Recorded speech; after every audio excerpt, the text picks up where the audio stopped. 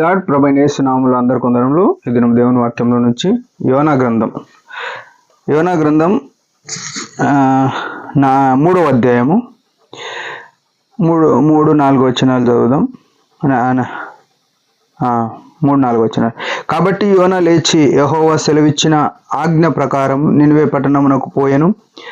నినివే పట్టణము దేవుని దృష్టికి గొప్పదై 3 దినముల ప్రయాణమంతా పరిమాణం గల పట్టణం.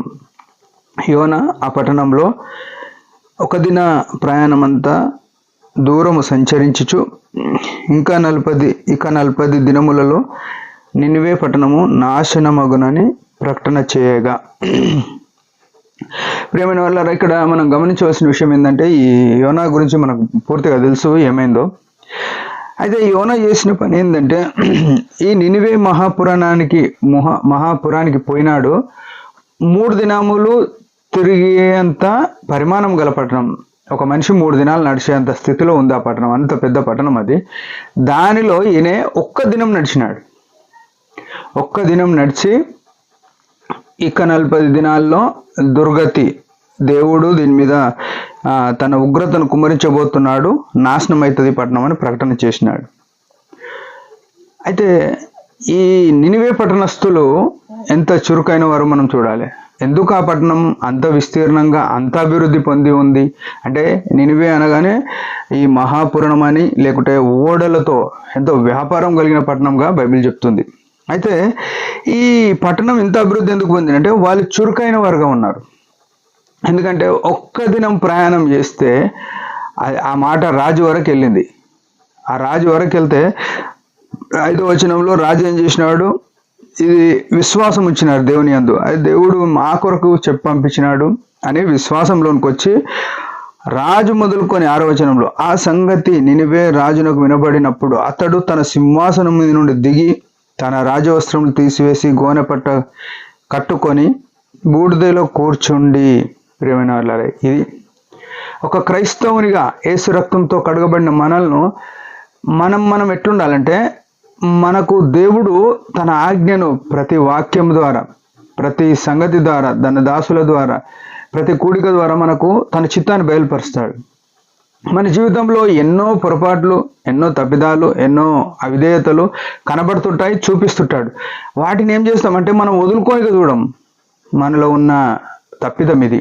ఈ నినివే రాజు ఏం చేసినాడు, ఆ సంగతి వినపడంగానే సింహాసనం దిగి కిందికి వచ్చి గోనెపట్ట, అంటే అది దరిద్రానికి సూచనగా ఉంటుంది, ఎంతో రాజవస్త్రాలు వదిలేసి గోనెపట్ట కట్టుకొని బూడిదలో కూర్చున్నాడు. ప్రియమైన వాళ్ళారా, మనకు కూడా కష్టాలు వస్తాయి, ఇబ్బందులు వస్తాయి. ఇప్పుడు రాజు ఎందుకు తీసుకున్నాడు ఇంత దీని మీద సీరియస్ అంటే, రాజు పట్టణాన్ని కాస్తాడు, ఆ రాజ్యమంతా నష్టపోతుంది అనే ఆలోచనలో ఆయన చేసినాడు.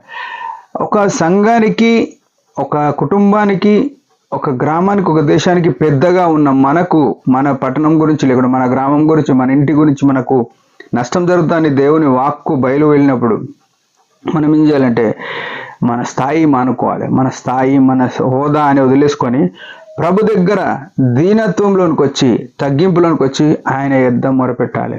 ప్రియమైన వాళ్ళారా, మన జీవితాల్లో ఎన్నో కష్టాలు ఉన్నాయి, ఎన్నో అవమానాలు ఉన్నాయి, ఎన్నో నిందలు ఉన్నాయి.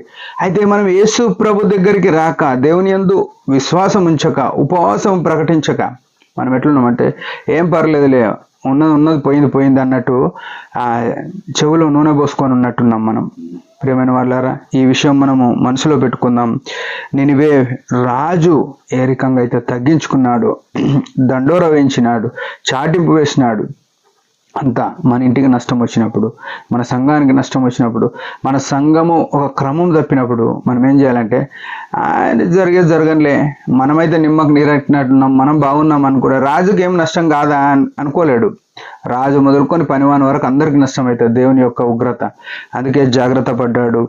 దేవుని మనస్ఫూర్తిగా పశ్చాత్తాపడితే 10వ వచనంలో ఉంది, ఈ నినివే వారు తమ చెడు నడతలు మానుకునగా వారు చేయుచున్న క్రియలను దేవుడు చూచి పశ్చాత్తాప్తుడై వారికి చేదునని తాను మాట ఇచ్చిన కీడు చేయక మానెను.